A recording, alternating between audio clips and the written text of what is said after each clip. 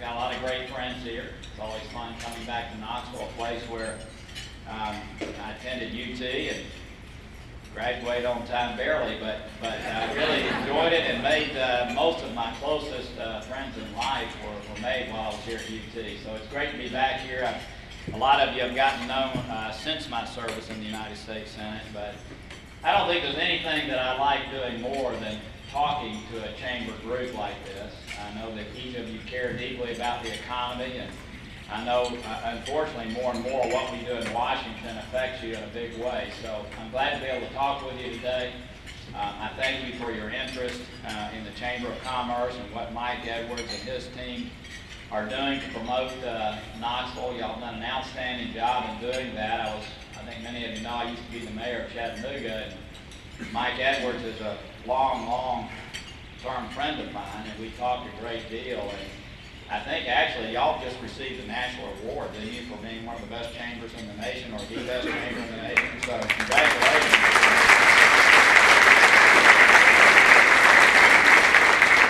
I think what Mike and Rhonda and others have done a great job of doing is just the daily blocking and tackling that it takes so that people who are either growing their businesses here, which is obviously the best kind of economic development you can have, or those who are thinking about locating here, know that there's going to be a long, stable, pro-business environment for them to be here. And I know there's a focus on longer-term education issues and other kinds of things that we all know drive economic development over the long haul. So anyway, I'm glad to be here with like-minded folks. What I'd like to do today is talk about three things. Go through those three things, and then if it's possible, I'd like for this as much as it could be to be like a town hall meeting. I kind of miss those days. You know, remember a couple of years ago when town hall meetings were in vogue, and gosh, you'd go to these places like a high school gymnasium, there'd be 1,000 people there, very upset about what was happening in Washington, and for what it's worth, it was kind of fun. People were actually, engaged in what was happening. That's kind of waned a little bit, but when I get through making comments, I'd love it if there are any questions from the audience, just about anything that you would like to talk about. I know they've allocated more time than I can possibly take up just with my own. So let me just mention three things to you. First, I want to talk a little bit about the presidential race. I want to talk a little bit about just the fiscal issues that we face as a nation. And then I want to talk about a moral value, which is the pursuit of happiness, something that's very dear to your hearts, I think, once I walk through the scenario I want to talk about. And then again, love to take any questions. First of all, I think most of you know that I'm not a very partisan individual, and I certainly would never take advantage of a Chamber of Commerce meeting to be that way. I know that's not what you came here to hear. I know that in this room we have Republicans, Democrats, independents, and people who are just tired of all of it, so thank you for coming. I will say that this last Saturday morning I was doing what I typically do every morning. I was going through the four papers that I typically try to at least get a glimpse of each morning, and hopefully a lot more, to see what was happening around the world.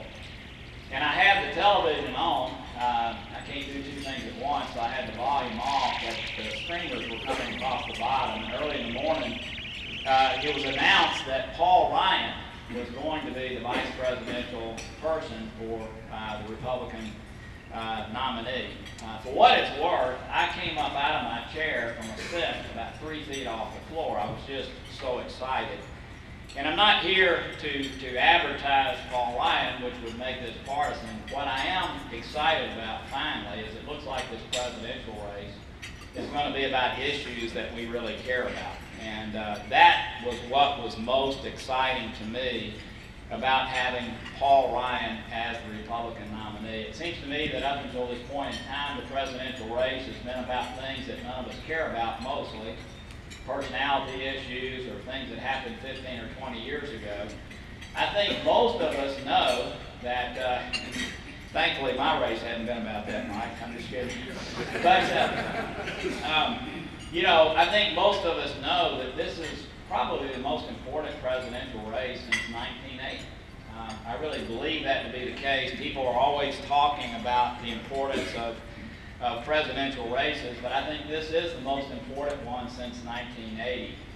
If you're on the Democratic side, and you're on especially the sort of the left-hand side of the Democratic side, another 4 years of our president will sort of fulfill a mission, if you will, that was begun when he was first elected. And obviously there's a lot more, there will be, and I don't think this is being pejorative, a lot more government involvement in a lot of activities at many, many levels. And that is obviously something that a lot of people think is a good thing in this nation. It looks to me like about 45 to 50% of the people in our nation think that is a good thing. On the other side, if you really want to see limited government, and you want to see a peeling back of regulation, and you want to see a focus more so, not totally out of bounds, but more so on the private sector, then this is a very important election. And so what I hope will happen is that over the next 75 days, the country will be very engaged in the big issues of the day.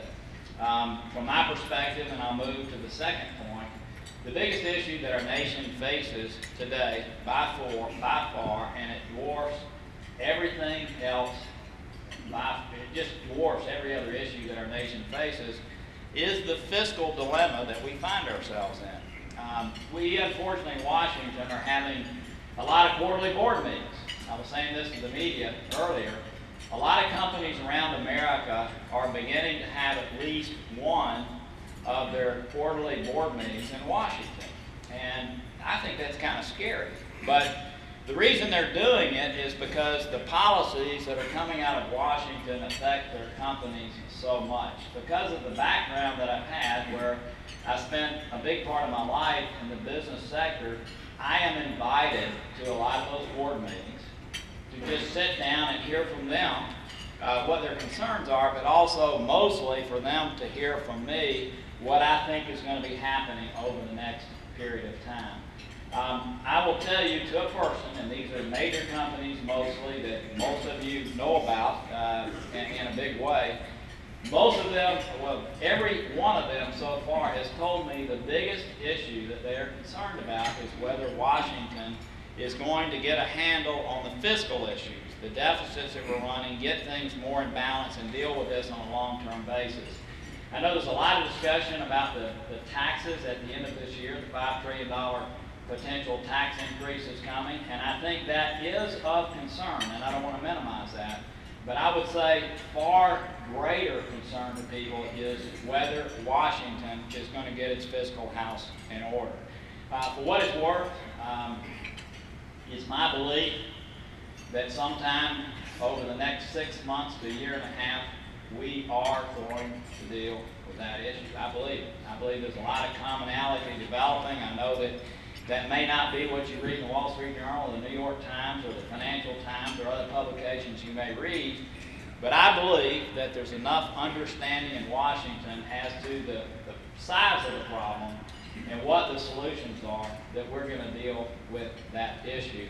And let me just, I won't go into too many details numbers-wise, because I know y'all just had lunch, and one day it's a Thursday, so it's not a bad day, but you just had lunch, so I won't go through too many details, but here's kind of where the federal budget issue is. We spend about $3.5 trillion of your money each year, okay? This year, we will spend $1.047 trillion of your money on what's called discretionary items. Those are things that Washington actually that we actually vote on. The House and Senate vote on $1.047 trillion of what we spend. About half of that is defense. So, you know, when people say discretionary items, it sounds like frivolous things, but half of that's defense. A lot of it is other kinds of things that you care deeply about, infrastructure and other kinds of education. So we vote on and say grace over, if you will, through appropriations bills, $1.047 trillion. So that leaves $2.5 trillion of your money that is being spent each year on automatic pilot. Okay, so we take in about $2.5 trillion each year right now. That's how much income is coming in. I mean, there's about $1 trillion in deficits, right? I'm speaking in very round numbers. So right now, the federal government has only enough money coming in to actually expend on the automatic pilot issues, meaning if you show up at the window or you show up at the door, you're going to get a check or you're going to get a payment. And so you can see that the money that we need to be focused on is not just in the discretionary area. We need to have downward pressure on discretionary spending. There's no question. There's all kinds of waste in the federal government, and we can do much better. But you can see with the big bulk of the money being spent in mandatory spending, and by the way, it is climbing at a rate that far surpasses. As a matter of fact, we put a lid on discretionary spending in the last several years, and we need to send it on a downward balance. But the fact is, it's the mandatory spending that Washington has to deal with in order to rectify the situation that I think most businesses in this country are concerned about. And the one that's most difficult is Medicare. And so I get back to my first comments about the presidential race. You're going to hear a lot about Medicare over the next 75 days. You're going to hear a lot of demagoguery on both sides of the aisle around the issue.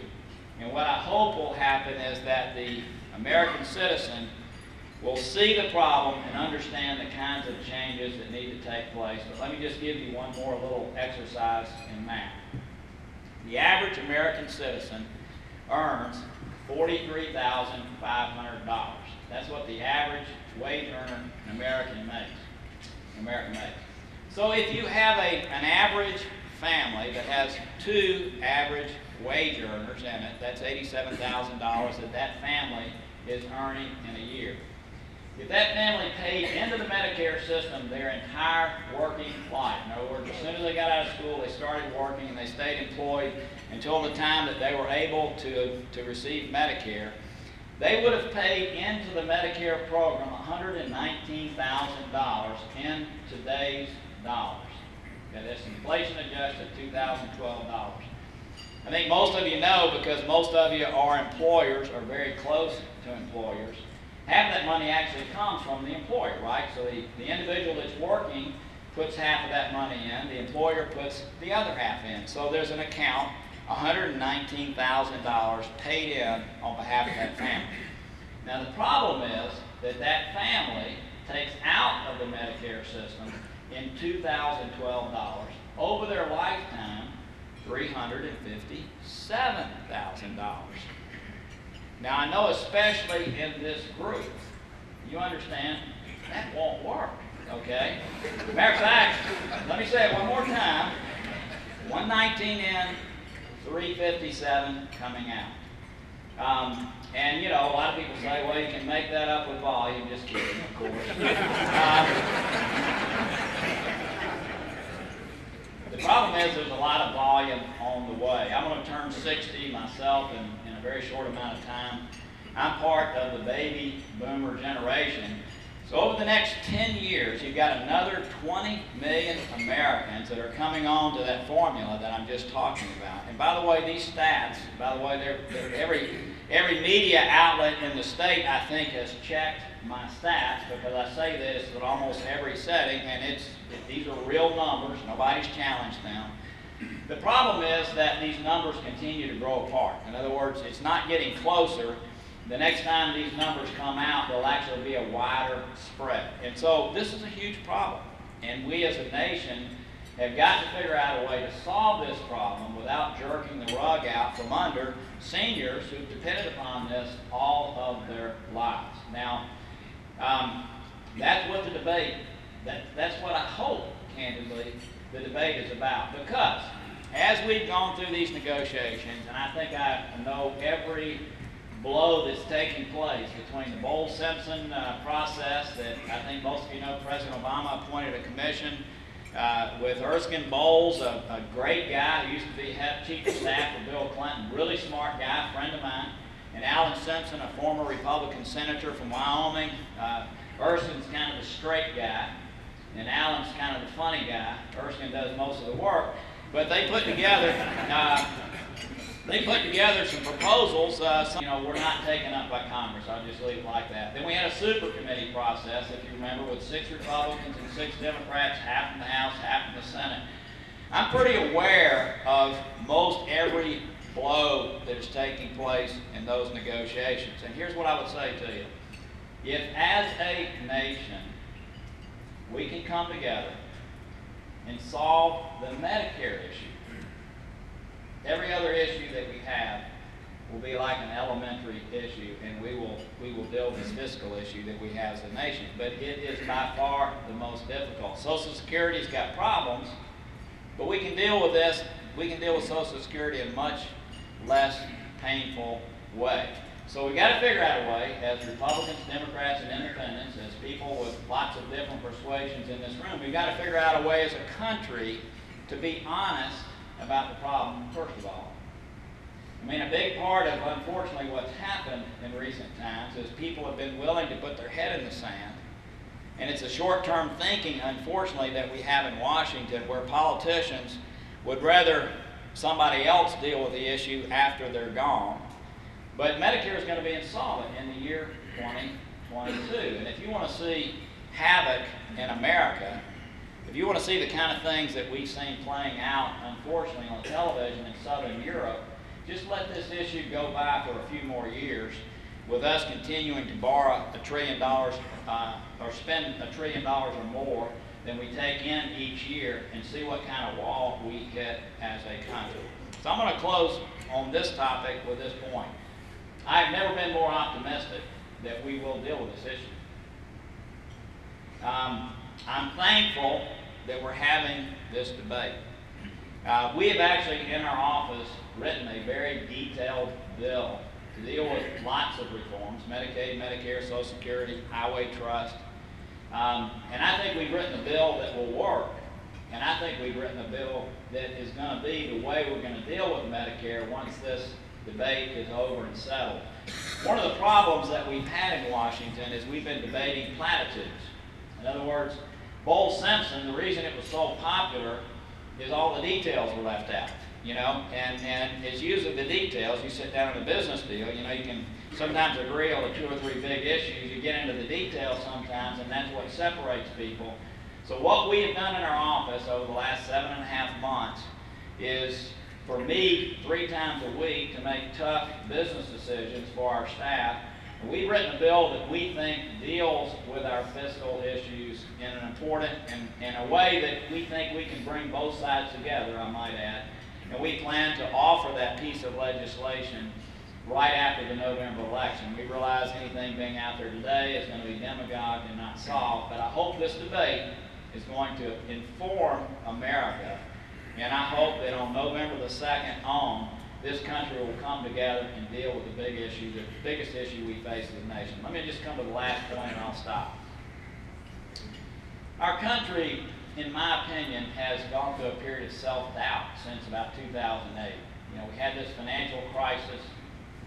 We had the unprecedented intervention by the federal government into the private sector, when, candidly, banks were going to fail if it didn't happen, and I think most people agree that at least the major money center banks were going to fail. People were concerned about whether you went to an ATM. I mean, not just people, me. I happened to somehow be in the middle of those meetings, but we were actually gaming out what was going to happen on Friday when people went to the ATM to cash their paychecks, okay? So we had this unprecedented involvement, and people have expressed a lot of self-doubt about our nation from that time on. I'm hearing people say things about our country and how they feel about the future that I have never heard Americans say. I mean, I'm hearing people talk about the fact that they're not sure that our country is going to be as great for their children as it has been for them. I just have never heard that kind of talk before. And I think part of what's happened is we've begun to doubt even the free enterprise system. I'll talk about the Republican side, that way I'm not being partisan, but I was, shocked to watch the Republican primary taking place down in South Carolina, and here Republican candidates were demagoguing the free enterprise system to try to gain advantage over other candidates. And let me just sort of bring this home by saying that I continue to look at what our founders did. I read more about that today than I did when I was here in Knoxville. But I really continue to be uplifted by what these guys did. You look at the Declaration of Independence, and in the Declaration of Independence there are three phrases that they focus on, and that is life, liberty, and the pursuit of happiness. And this was a very conscious decision that they made. The Commonwealth of Virginia had been formed prior to that, and in the Commonwealth of Virginia's founding documents, they talked about life, liberty, and the possession of property, which is a good thing. But our founders knew that this country was going to go through many trials and tribulations, and they wanted to make sure that as part of that declaration, there was this moral value of the pursuit of happiness. And they felt like that as this nation went through trials and tribulations, that Americans would be willing to risk their lives and rise up and make sure that this country continued on the path that it was on. Arthur Brooks, a great intellectual at the American Enterprise Institute, has reminded us of this many times. And the fact is that study after study after study has shown that what makes people happier than anything else from a secular standpoint is earned success. Earned success. In other words, if you go out and earn success, whether it's as a great teacher or whether it's as a convenience store operator, as a matter of fact, it's not the magnitude of success that you earn that makes you happy. It's the fact that you've earned it. My friend Jimmy Haslam obviously has created an incredible company operating around the United States and Canada, and I assume at some point in Mexico. And that's a huge order of magnitude. But he is not any happier, studies have shown. With that, studies have shown that people like Jimmy that have earned that order of magnitude of success are no happier than the husband and wife who've come together to operate a corner convenience store. And they've scraped everything and they're working 16 hours a day. They are just as happy as the person who's earned huge orders of magnitude of success. My point is this free enterprise system that we have in our country has enabled more people to do that than any other place in the world. I think that many of you know that if I'm successful going back soon, then it's likely I will be the lead Republican on foreign relations issues. And so quietly, I've traveled a lot of places around the world. I was adding up the other day, I think I've been to 46 or 7 countries around the world. Typically I go to conflict areas. I'll very soon be on the Syrian-Turkey border. But as I've traveled the world to places like Darfur or Rwanda or Kenya or Ukraine or other places, what I see is people who've been impoverished trying to emulate what we have in this country. And the fact that people have tried to emulate this wonderful free enterprise system that we have had has really caused hundreds of millions of people to be lifted out of poverty, not to speak of what's happened in this room, what's happened across Knox County in Tennessee and across our country. And so let me go back to the beginning. I hope that everybody in this room, regardless of what side of the aisle you're on, gets heavily involved in this presidential race, pays attention to the biggest issue we face as a nation, which is this fiscal issue, which, by the way, it's my belief that we are one fiscal reform deal away from being able to focus on being a great country again.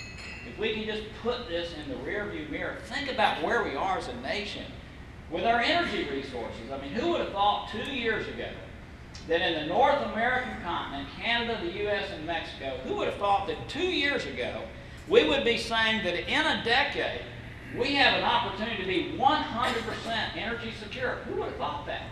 And that's where we are today, thanks to the ingenuity of the private sector. Think about the technology breakthroughs that are happening in this country, the IPOs that we see happening. Look at the pharmaceutical breakthroughs. We are one fiscal reform package, one, away from being able to focus on being a great nation again. Secondly, I hope after the election you will support, whatever happens, whoever wins, that you will support the tough choices that have to be made, that every generation of Americans has made to ensure that those people coming after them have a better way of life.